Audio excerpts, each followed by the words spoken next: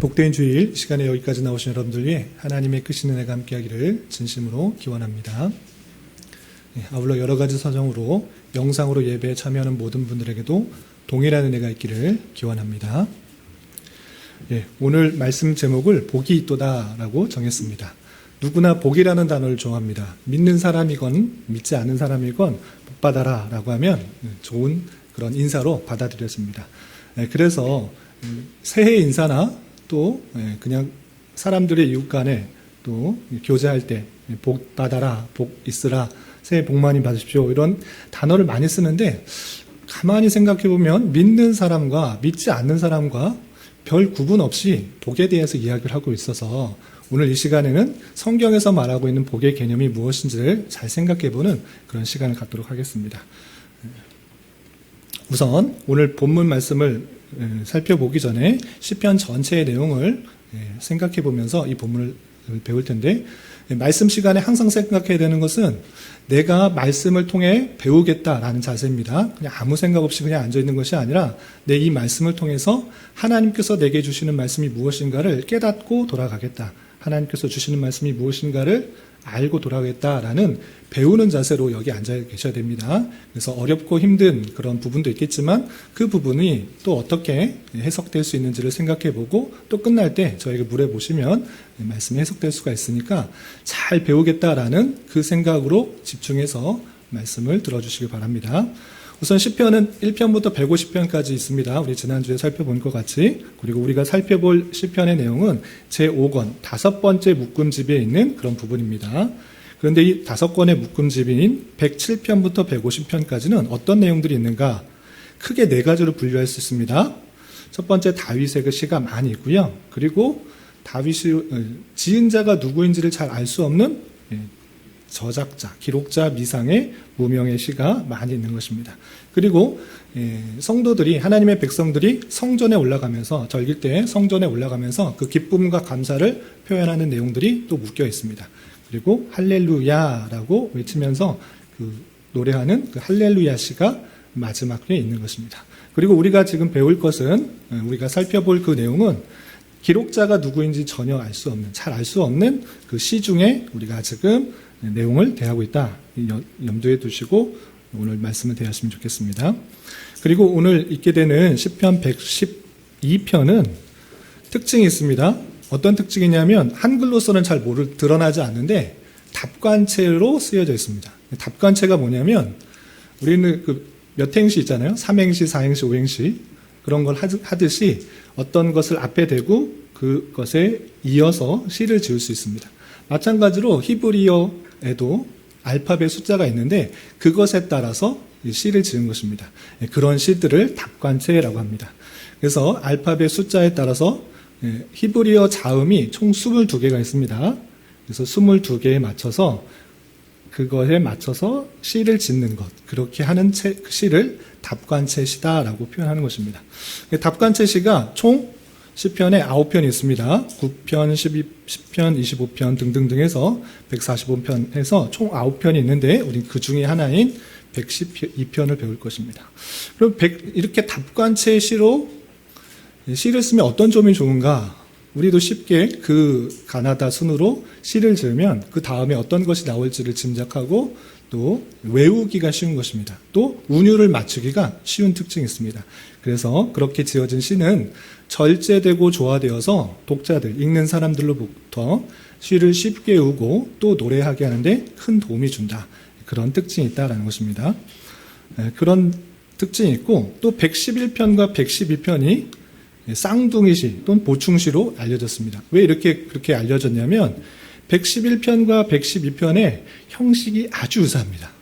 우선 한글 성경에서도 1절부터 10절까지 되어 있고요. 112편도 1절부터 10절까지 그 절수가 같습니다. 똑같이 답관체로 되어 있기 때문에 그렇게 되어 있는데 그 시작도 할렐루야로 시작해서 답관체로 시작하고 112편도 할렐루야로 시작해서 답관체시로 이렇게 쓰여져 있는 것입니다. 그리고 111편의 내용을 쭉 보시면 예배와 하나님을 찬송하는 내용이 있고 맨 마지막에 10절에 보면 지혜와 계명에 대한 이야기를 합니다. 그런데 112편에 시작할 때 계명에 대해서 이야기가 나옵니다. 그래서 앞의 내용을 보충해 주는 듯한 그런 느낌이 있기 때문에 보충시다 또는 내용이 비슷해서 쌍둥이시다 이렇게 불려지는 것입니다. 근데 이걸 대하면 한 가지 의문이 들어야 됩니다. 어떤 의문이 들어야 되냐면 아까 분명히 히브리어 자음이 22개라고 했는데 왜 우리 절수는 10절로 되어 있느냐 이런 의문이 들으셔야 되는데 이런 의문이 드시나요? 안 드시네요. 그럼 그런가 보다. 10개까지만 하고 그냥 말았나 보다. 이렇게 할 수 있는데, 우리나라 성경에서는 잘 알 수 없지만, 번역해서 알 수 없지만, 이 절은 대후대에 끊어 놓은 것입니다. 그래서 여기 보면 중간중간에 구절이 하나씩 나누게 됩니다. 한 절 안에서도 2개씩 나누어지기 때문에 거기를 보시면 그 단어를 알파벳 숫자대로 이렇게 계속적으로 써 나간 것을 볼 수 있습니다. 그래서 짧게 시가 되어 있어서 우리나라로 번역되고 절을 끊어졌을 때는 10절까지 되어 있는데 나머지 시편 119편, 유명한 119편 보시면 다 한 절 한 절이 다 알파벳 순서대로 되어 있는 그런 시를 볼 수 있습니다.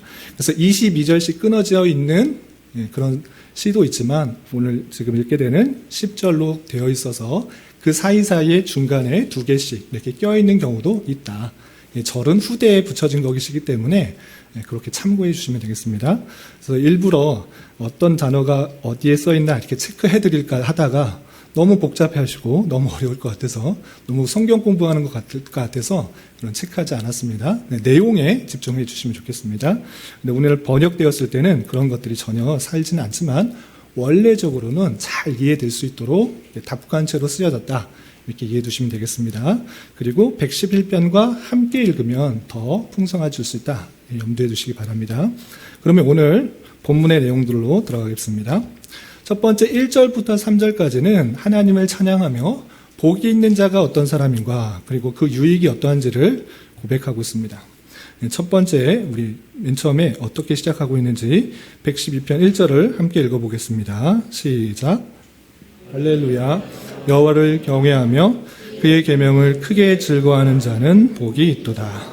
할렐루야 많이 듣습니다. 우리 교회 안에서 할렐루야라는 많은 표현하는데 할렐루야가 무슨 뜻인지를 잘 아는 분이 많지가 않아요. 혹시 무슨 뜻인 줄 아세요? 여호와를 찬양하라, 하나님을 찬양하라. 잘 알고 계시는 분도 있는데 혹시 처음 들은 분, 신앙생활 오래 하지 않으시는 분들은 잘 들으시기 바랍니다. 할렐루야라는 것은 히브리어인데 할랄루야 이렇게 띄어서 생각할 수 있습니다. 할랄이라는 것은 무엇이냐면 빛나다, 빛나게 하다, 또 영광을 돌리다, 찬양하다 이런 뜻이 있습니다. 그리고 야는 하나님입니다.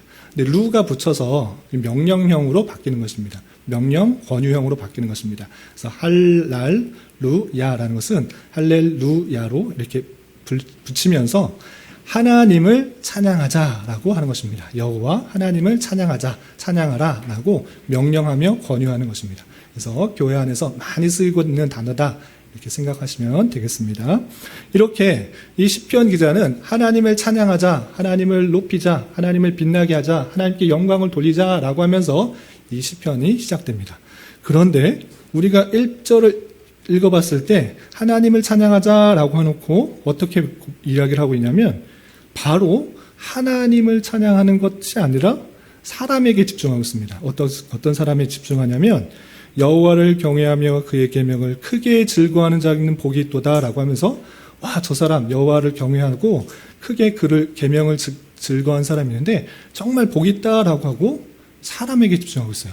아니 하나님을 찬양하자고 해놓고 왜 사람을 높이고 사람을 이렇게 집중하느냐라고 할 수 있는데 그것이 아니라 뒤에 계속적으로 사람의 모습들, 복이 있는 사람에 대해서 설명하고 있는데 그 이유가 무엇이냐면 하나님께서 그렇게 복을 허락하여 주시고 그렇게 역사하여 주셨기 때문에 하나님을 찬양하자라고 하는 것입니다. 그래서 1절 전반절에 할렐루야라는 것은 이 아래 모든 내용이 하나님의 역사하심인 줄 알아 하나님을 더욱더 높이자라고 표현하고 있는 것입니다. 두 개의 내용이 완전히 구분된다 이렇게 생각하시지 마시고 그 모든 것들이 하나님의 역사하심, 통치하심, 섭리하심 가운데 있기 때문에 하나님을 높이자라고 하는 것입니다. 그렇다면 그 밑에 내용들 어떤 내용들로 있는지 계속해서 살펴보겠습니다.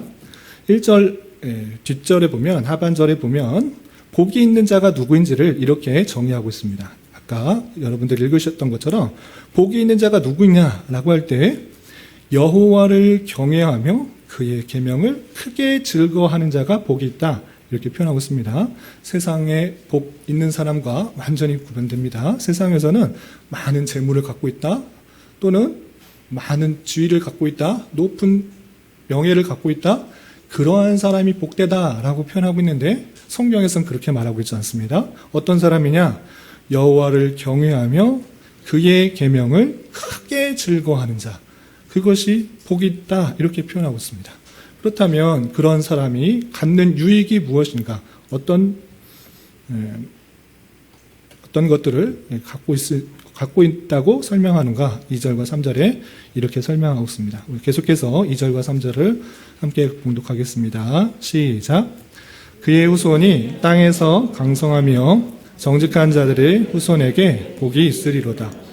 부와 재물이 그의 집에 있으며 그의 공의가 영구히 서 있으리로다.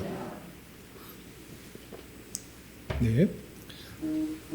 여호와를 경외하며 그의 계명을 크게 즐거워한 적이 복이 있다라고 하면서 그가 받게 되는 유익에 대해서 이렇게 설명하고 있는 것입니다. 첫 번째, 그의 후손이 땅에서 강성하다, 힘 있는 자가 된다라고 표현하고 있고, 정직한 자들의 후손에게 복이 있으리라 했는데 이 정직한 자들을 또 새로운 사람이 있는 것이 아니라 그 복이 있는 사람, 다시 말해 여호와를 경외하고 또 그의 계명을 크게 즐거워하는 자를 다르게 시적으로 표현하고 있는 것입니다. 그래서 그 정직한 자들의 후손에 복이 있으리로다. 후손의 땅에서 강성함과 복이 있다라고 표현하고 있습니다.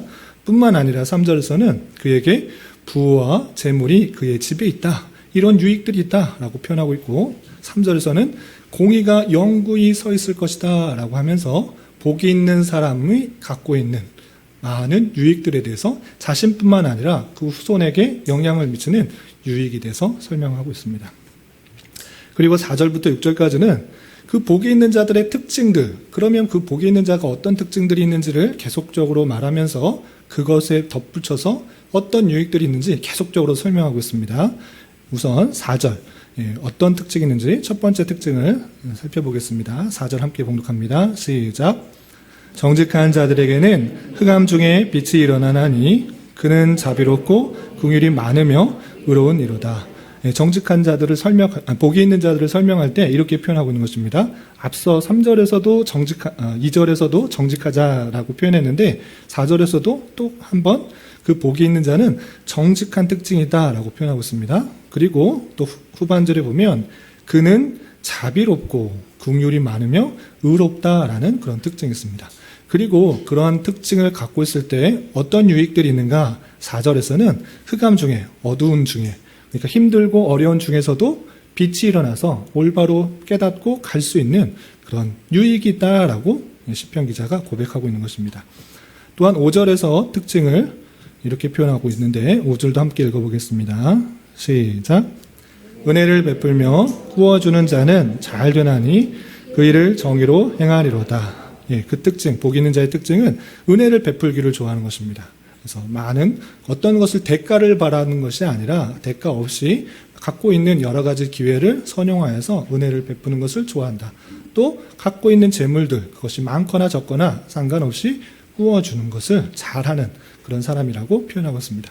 그렇게 하는 그 복 있는 사람들이 있는데 그런 사람들은 어떤 일들이 뒤따라오는가 라고 할 때 잘 된다. 어떤 일들을 할 때마다 막히는 것이 아니라 잘 되고 있는 그 모습을 볼 수 있고, 또 그 일을 정의롭게 한다.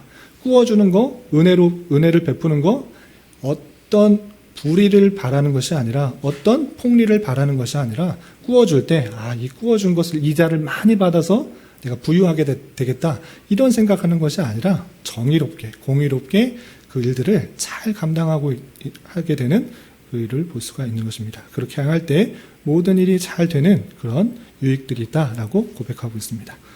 또 6절에서는 이런 특징이 있습니다. 6절도 함께 읽어보겠습니다. 시작. 그는 영원히 흔들리지 아니하며 의인은 영원히 기억되리로다. 그는 영원히 흔들리지 않는다. 굳건한 마음들 가운데, 굳건한 자리 가운데 있기 때문에 흔들리지 않는다라고 표현하고 있고, 또 복이 있는 자를 다시 오늘 6절에서는 의인이다라고 하면서 표현하고 있습니다. 알파벳 그 글자에 맞춰서 의인으로 바꿔서 또 표현하고 있습니다. 그는 영원히 기억되는 그런 유익을 얻게 된다라고 표현하고 있습니다. 이렇게 복이 있는 자가 갖고 되는 여러 가지 유익들을 고백하고 있습니다.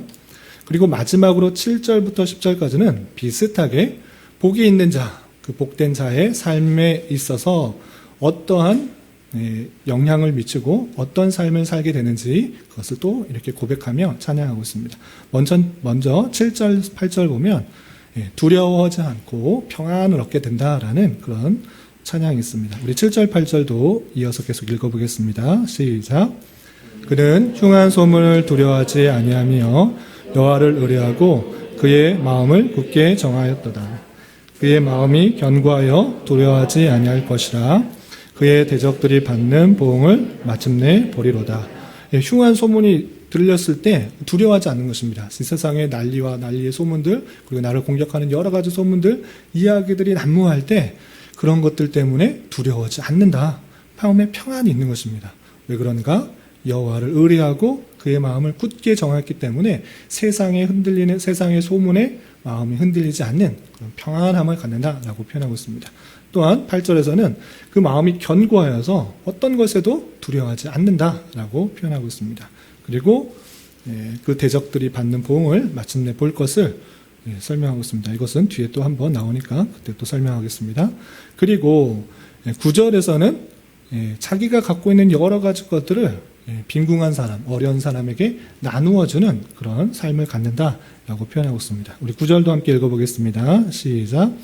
그가 재물을 흩어 빈궁한 자들에게 주었으니 그의 의가 영구히 있고 그의 뿔이 영광 중에 들리리로다. 아멘. 재물을 흩어 자기가 갖고 있는데 재물을 막 이쪽 저쪽 흩어주는 것입니다. 자기가 갖고 있는 것이 아니라 갖고 있는 것을 흩어서 어려운 사람, 빈궁한 사람, 도움이 필요한 사람들에게 이렇게 계속적으로 주는 그런 삶의 모습을 갖고 있는 것입니다. 그러한 사람이 있을 때 그러한 모습들로 인하여서 그의 의로움이 계속적으로 지속될 것이고 그의 영광, 그의 뿌리, 그의 의로움들이 계속적으로 드러나게 될 것을 이렇게 표현하고 있습니다. 선한 삶을 살 때 계속적으로 지속되게 될 것을 찬양하고 있는 것입니다. 그리고 마지막으로 8절 하반절과 10절에서 보면 이 복 있는 사람은 대적들, 악인들의 모습들이 없어지게 될 것을 보게 될 것을 이렇게 표현하고 있습니다. 우리가 8절 읽었으니까 우리 10절 마지막 구절을 함께 읽어보겠습니다. 시작. 악인은 이를 보고 한탄하여 이를 갈면서 소멸되리니 악인들의 욕망은 사라지로다. 선한을 일하고 정직하게 행하고 베푸는 삶, 이런 복된 자가 행하는 여러 가지 삶의 모습을 보면서 악인들이 어떻게 되는가? 아니, 악인들의 이 모습을 보면서 한탄하는 것입니다. 아니, 어떻게 저렇게 살 수가 있을까? 저렇게 베풀면서 어떻게 의의가 더 높아지고 영영이 있을까라고 하면서 한탄하고 이를 갈면서 그들이 소멸될 것이다. 그리고 악인들의 그 잘못된 욕망들이 다 사라지게 되는 것을 볼 것이다. 그리고 8절 하반절에 아까 읽었던 것처럼 그의 대적들이 받는 보응을 마침내 볼 것이다 라고 그 복이 있는 자가 갖게 되는 그런 삶과 그 영향에 대해서 이렇게 노래하고 찬양하고 있습니다.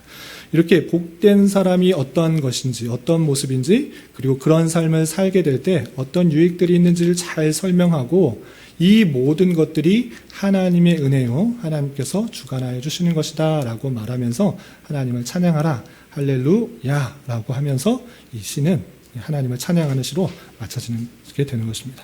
그렇다면 이 내용들을 대하면서 우리가 어떤 것들을 교훈받아야 될 것인가, 많은 것들이 있겠지만 세 가지로 정리해 보았습니다. 첫 번째, 어떤 자가 복이 있는 자인가라고 성경에서 말하고 있는 것을 우리는 잘 알아야 됩니다. 세상 사람들이 저 사람 복 받았다 이런 식으로 많이 말을 합니다. 그런데 과연 성경에서는 어떤 자를 복이 있는 자나라고 표현하고 있는지 그것을 잘 봐야 됩니다. 오늘 말씀의 근거에 볼 때 1절과 4절과 5절에서 계속적으로 표현할 때 세상적인 많은 유익들, 많은 재물들 이런 것을 얻었기 때문에 복받았다, 복이 있다라고 표현하지 않았습니다. 어떻게 표현했느냐? 여호와를 경외하며 그의 계명을 크게 즐거워하는 자 또 정직하고 자비롭고 긍휼이 많으며 의로우니 은혜를 베풀며 구워주는 이 자들이 복된 자이고 복된 삶의 모습이다 라고 표현하고 있는 것입니다. 그러니까 세상에서 말하고 있는 것과 성경에서는 분명히 구분되는데, 성경에서는 어떠한 세상적인 유익이나 풍요를 얻은 자, 이것을 복되다라고 표현하고 있지 않다라는 것입니다. 복된 자에게 따르는 여러 가지 유익들이 있다라고 표현하고 있지, 세상적인 여러 유익들을 갖고 있을 때 복이 있다, 복되다 이렇게 표현하고 있지 않다라는 것입니다. 마찬가지로 이런 본문들이 있을 때 잘못 적용하는 경우가 있습니다. 예를 들어서 복을 받기 위한 방편, 복을 받기 위한 수단. 그럼 어떻게 되느냐? 하나님의 계명을 열심히 지켜야 된다. 그리고 하나님을 경외해야 된다. 크게 계명을 즐거워하는 자가 많은 부를 얻고 재물을 얻고 또한 자녀 후손도 강성해지고 후손의 재물도 많아진다. 그러니 우리는 어떻게 되느냐? 하나님을 경외해야 되고 하나님을 더욱더 섬겨야 되고 그의 계명을 크게 지켜야 된다. 이렇게 적용하는 경우가 있는데 그거를 말하는 것이 아닙니다. 성경에서 그것을 얻기 위해 하나님을 섬기라 이것을 표현하고 있다는 것이 아닙니다. 오히려 하나님을 경외하고 그 말씀대로 살아가는 것, 정직하고 자비롭고 긍휼을 행하며 은혜를 베푸는 그 자체를 복이 있다라고 표현하고 있는 것입니다. 우리 의진이 선후관계를 잘 이해할 수 있겠어요? 좀 어렵죠? 다시 한번 설명할게요. 하나님을 잘 섬기면, 하나님을 잘 경외하고 또 그 계명을 크게 즐거워하면 많은 복을 주신대. 어떤 복을 주신다고 그랬어요? 재물도 주시고 또 후손도 강성해지고 번성하게 되는 그런 복을 주신대요. 그렇기 때문에 우리는 그 복을 받기 위해서 하나님을 잘 섬기고 계명을 즐거워해야 되는 것일까요? 아닐까요? 그렇게 적용하면 안 좋다, 위험하다라는 것입니다. 그렇게 성경에서 그걸 받기 위해서 그렇게 하라라고 표현한 것이 아니라는 것입니다. 그 자체가 얼마나 귀한 것인가를 알려주기 위해서 이렇게 표현한 것입니다. 그러니까 우리 부모님들은 자녀들에게 이렇게 말을 해요. 너 공부 열심히 하면 맛있는 거 사줄게. 공부 열심히 하면 너가 원하는 거 사줄게. 그러면 우리 어린 아이들은, 어린 친구들은 어떻게 하죠? 그 선물 또는 무엇을 받기 위해서 열심히 공부해요. 그것이 어린이들의 특징입니다. 그런 경험도 다 있으시잖아요. 어렸을 때. 부모님들이 뭐 해주면, 뭐 하면 이것을 주겠다라는 그런 이야기를 많이 해요. 그러면 그 자체가 중요한 것인지 그 선물에 중요점을 두고 있지 않다고요. 우리 의진이도 알겠어요? 엄마 아빠가 어떤 것을 하면 뭐 줄게라고 하시죠? 네, 하실 때 있죠? 그러면 그거 하는 자체가 정말 중요한 거예요. 부모님, 윗사람들에게 존댓말 쓰고 예의 있게 잘 대하고 예배 시간엔 잘 내라. 그러면 내가 이따가 맛있는 거 사줄게 할 때 맛있는 거, 선물, 그거 받기 위해서 이렇게 하는 그런 것이 아니고 그 자체가 얼마나 귀한 것인가를 알려주는 부모님의 마음이에요. 마찬가지로 성경에서 말하고 있는 거, 너 자손도 잘 되고 또 너 재물도 주겠다라고 했을 때 우리는 그것을 받기 위해서 하나님을 잘 섬기고 하나님을 경외하고 또 계명을 크게 기뻐하라는 것이 아니라는 사실들을 잘 알아야 됩니다. 그 자체가 얼마나 귀중한 것을 설명하고 있다라는 것을 알아야 됩니다. 예를 들어서 우리 십계명에서도 우리 십계명 누가 잘 아나? 우리 누구실까? 눈을 다 피하고 있는데 하영이가 잘 봐서 하영이가 내 부모를 공경하라라는 십계명이 있어요, 없어요? 몇 계명인지 혹시 알아요? 5계명. 잘했어요. 너무 쉬웠나요? 네, 그런데 5계명, 내 부모를 공경하라라고 했을 때 그냥 공경하라 끝 이것이 아니고 혹시 그 뒤에 어떤 내용이 더 붙여 있는 줄 알아요? 이것은 약속 있는 첫 계명이니 하고 어떤 약속을 더 붙여줬을까요? 네, 하람이.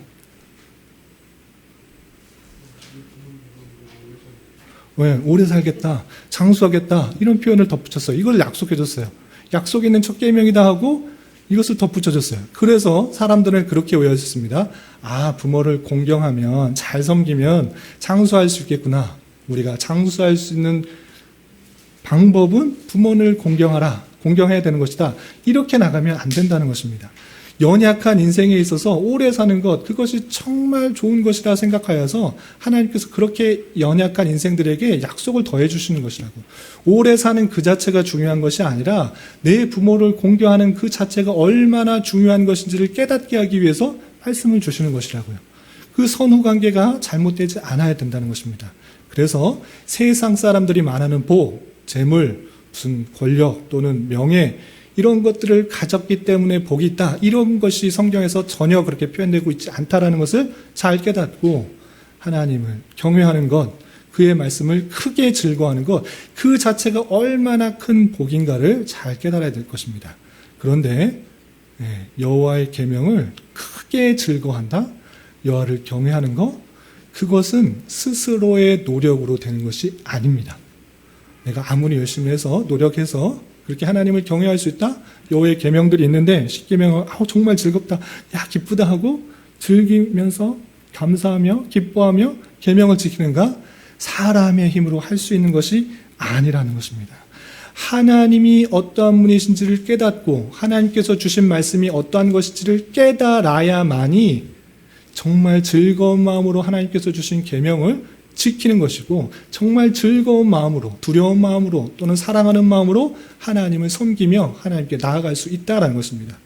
원하기는 하나님을 섬기는 것, 하나님을 여호와를 기뻐 깨닫는 것, 그것이 진정으로 마음속에 깨달아져서 그렇게 복된 삶을 살아갈 수 있는 저와 여러분 되시기를 주님의 이름으로 부탁을 드립니다. 두 번째, 그렇다면 복된 자가 많은 유익을 받게 되는 이유가 무엇인가? 히터를 트니까 계속 입술이 마르고 덥네요. 복된 자가 많은 유익을 받게 되는 이유가 무엇인가? 복된 자에 대해서 많은 유익을 받게 된다고 설명했습니다. 그것을 찬용했습니다. 복된 자가 이러한 삶을 사는데 그렇게 되면 어떤 유익을 받는다, 어떤 유익을 받는다 계속적으로 설명하고 있습니다. 예를 들어서 복된 자는 정직하고 자비롭고 은혜를 베풀어 꾸어주고 그로 말미암아 후손이 잘되고 부와 재물이 그의 집에 있고 공의가 영구히 서며 흑암 중에서도 빛이 일어난다라고 설명하고 있습니다.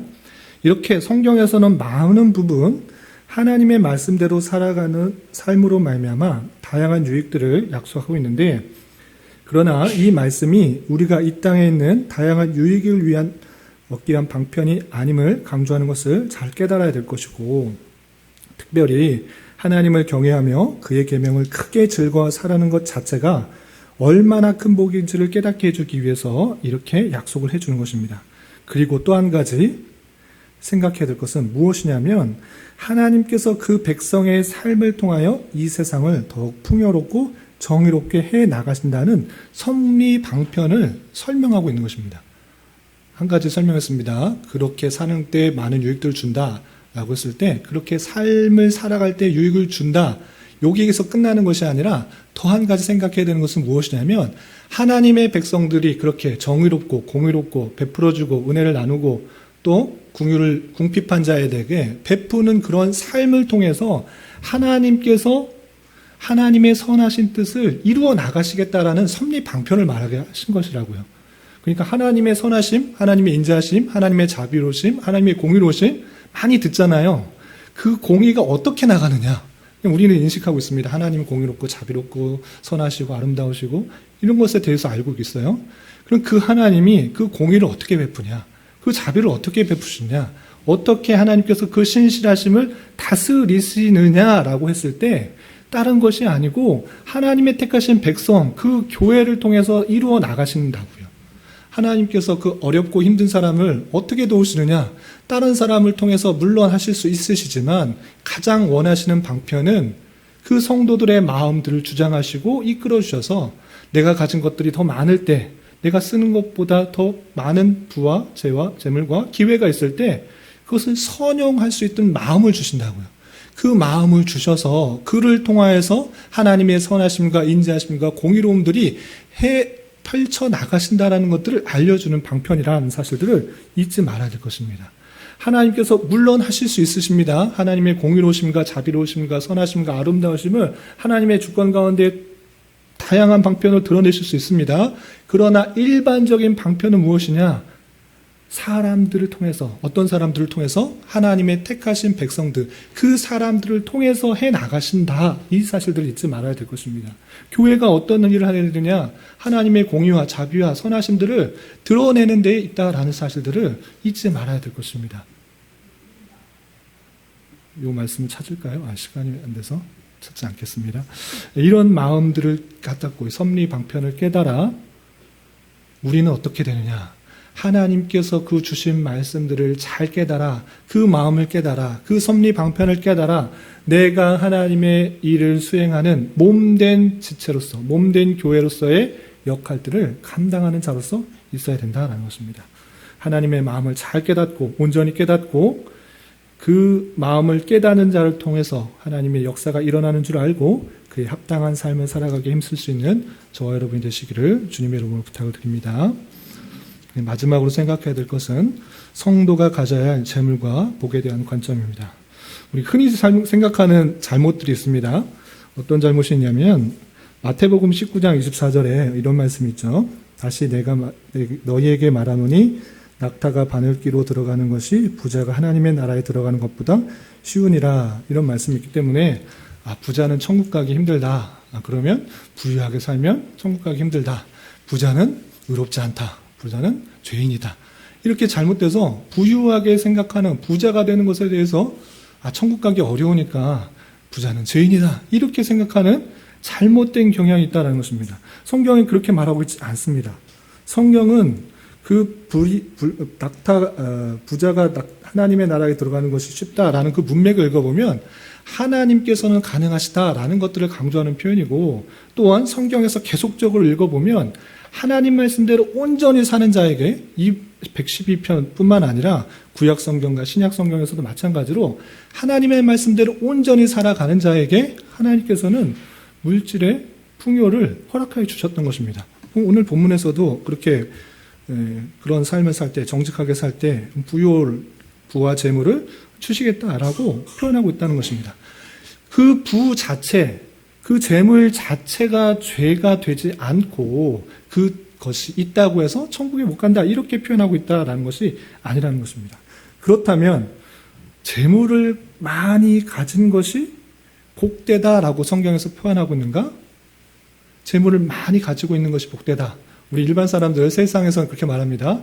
부자가 됐거나 아니면 어떤 간증을 들어보면 요즘은 간증이 많이 사라졌는데 예전 한참 70년대, 80년대, 90년대에는 성도들의 간증을 이렇게 고백하는 경우가 많이 있었습니다. 부흥회나 이런 때 간증이 많이 됐었는데 그 간증 중에 여러 가지 간증들이 있지만 조금 아쉬운 간증이 있어요. 어떤 간증이냐면 열심히 기도하고 열심히 모아서 많은 부를 얻었다. 생각지도 못한 그 돈이 얻게 되었다. 재물에 대해서 이렇게 표현하는데 많이 얻었기 때문에 복받았다.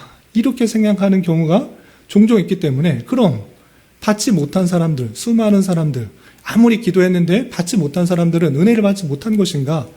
그것에 대해서도 간증한 사람들, 그 사람들은 그렇게 은혜를 받고 복을 받고 어떤 섭리를 받았지만 그렇지 않은 사람들에 대해서는 계속적으로 그것을 자꾸 따라가게 하려는 그런 경향들이 있다는 것입니다. 그런데 그 재물을 많이 가졌다고 해서 복이라고 할 수가 없다는 것입니다. 얼마큼 많이 가져야 복을 받은 것인가? 또 얼마큼 가져야 복을 받았다고?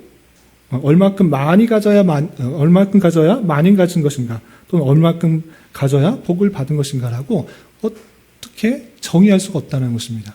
그러니까 내가 받은 것은 많이 받았다 생각하는데 많이 가진 자 중에서는 아무렇지도 않다는 것입니다. 예를 들어서 열심히 기도하고 이렇게 했더니 하나님께서 나에게 1,000만 원을 주셨다. 또는 1억을 주셨다. 얼마나 큰 돈이에요? 그런 돈 받으시면 좋겠잖아요. 그런 거 있었으면 좋겠잖아요. 그런 거 받았다고 해서 복 받았다라고 흔히 말할 수 있잖아요. 흔히 세상 사람들이 말하잖아요. 그런데 1,000만 원, 1억, 우리에게는 큰 돈일 수 있으나 갑부, 우리나라에서 제일 부자가 누굽니까? 이재용 회장입니까? S그룹 회장이든지, 카카오 회장이든지, 아니면 세계 갑부 또는 석유 재벌, 만수르, 등등등 그 사람이 볼 때, 100만 원 받았다고, 1000만 원 받았다고, 억 받았다고, 10억 받았다고 이렇게 좋아하냐? 하나님한테 열심히 기도했더니 그거 주셨냐? 비웃는다라는 것입니다. 그거 아무렇지도 않아요. 그거 주가가 좀만 올려도 테슬라의 회장은 조금만 올라도 얻는 돈이 엄청나고 또 떨어지면 엄청 떨어지고 그것을 갖고 복 받았다, 복 안 받았다 이렇게 말하지 말라는 것이에요.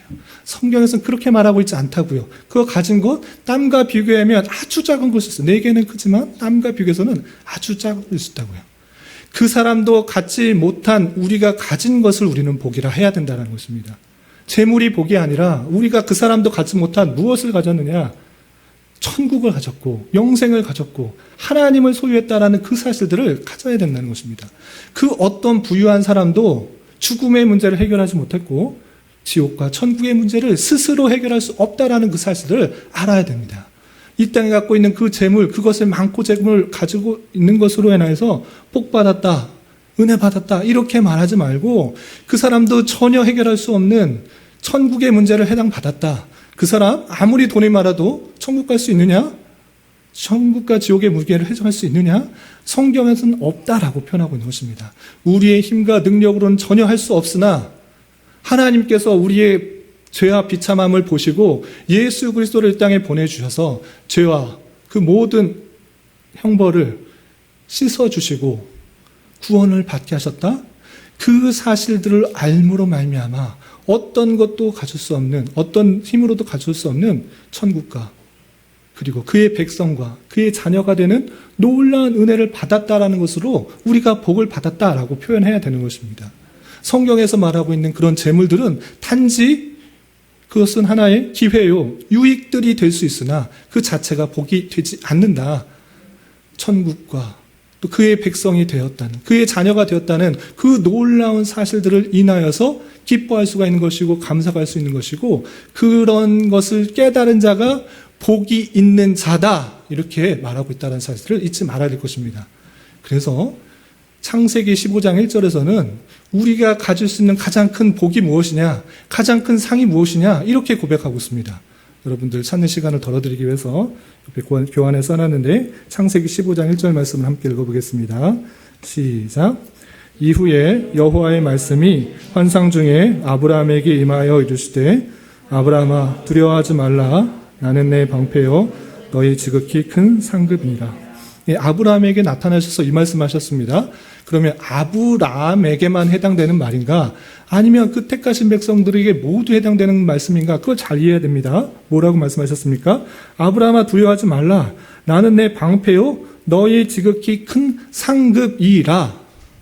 우리가 받을 수 있는 가장 큰 상급이 무엇이냐? 하나님밖에 없다. 가장 좋은 것, 그것은 하나님밖에 없다라는 것이 성경의 표현인 것입니다.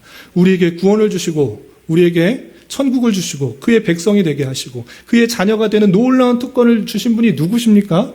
우리의 힘과 능력으로 그렇게 된 것입니까? 우리의 열심으로, 우리의 의로 그렇게 구원을 받으신 것입니까? 하나님의 자녀가 된 것입니까? 아닙니다. 죄와 비참에도 불구하고 하나님의 그 뜻 가운데 우리를 택하셨기 때문에 그의 때에 그의 방법으로 믿음을 허락하여 주시고 아무 공로 없는데 그의 자녀라 부르시고 그의 백성이라 부르시고 천국을 약속하신 그분이 하나님이다. 그것이 우리가 받을 수 있는 가장 큰 상급이다. 모든 유익이 그로부터 나온다. 복은 다른 게 있는 것이 아니라 그 하나님이다. 삼위일체 하나님이시다라고 성경에서 말하고 있는 것입니다. 어떤 것도 우리는 그것보다 더 큰 것이 없는 줄 알아? 그 분 자체로 감사하고 찬송하고 영광을 돌릴 수가 있어야 되는 것입니다. 복이 있는 사람은 누구입니까? 어떤 것을 가져서 이 땅에 어떤 재물을 가져서 복이 있는 것이 아니라 그 하나님을 소유했기 때문에 그 하나님이 믿어졌기 때문에 그 분을 내 마음에 있는 자로서 그 자체가 복이 있는 사람이고 복이 있는 사람은 어떤 사람으로 드러나느냐?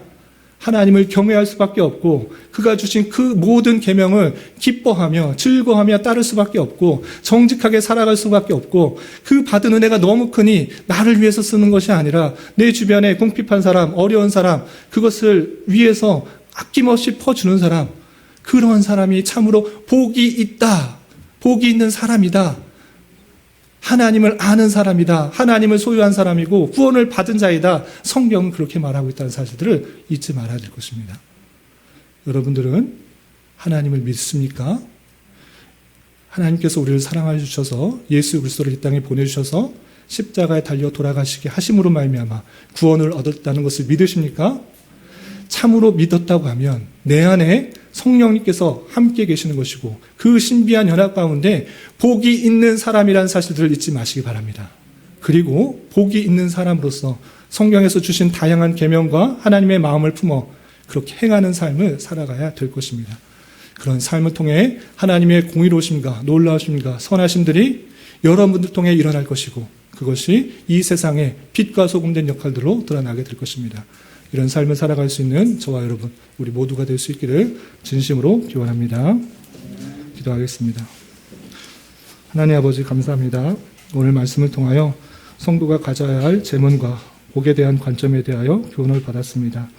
이런 말씀을 대하는 자로서 주님께서 우리의 가장 큰 상급이요 복이 되신 줄 알아 그분이 베푸신 모든 은혜에 감사하게 하여 주시고 특별히 우리가 죄와 비참해서 건져냄을 받아 주님의 자녀요 백성으로 살게 되었음을 기억하고 우리에게 주어진 모든 것으로 주님을 찬양하며 주님의 뜻 가운데 사용할 수 있는 마음도 허락하여 주시옵소서. 예수님의 이름으로 기도 올리옵나이다. 아멘.